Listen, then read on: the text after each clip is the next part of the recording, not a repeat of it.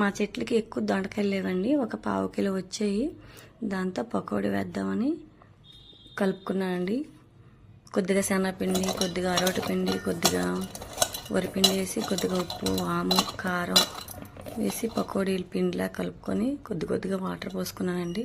అలాగే అందులో కొద్దిగా జీడిపప్పులు వేసుకున్నాను. టేస్ట్ అయితే బాగుంటుంది. జీడిపప్పులు మధ్యలో తగులుతూ ఉంటే స్టవ్ మీద ఆయిల్ పెట్టుకొని హీట్ అయ్యాక ఈ పకోడీ ముద్దలు కలుపుకున్న ముద్దని చిన్న చిన్న పకోడీలా వేసుకోవడమేనండి.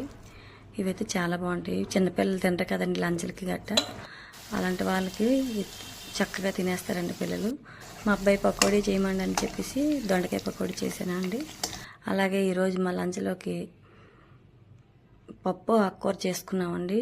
అలాగే దొండకాయ పకోడీ, బీరకాయ నువ్వుల పచ్చడి, రైసు, మధ్యలో ఉప్పు కలుపుకొని తాగడానికి గింజండి. ప్లీజ్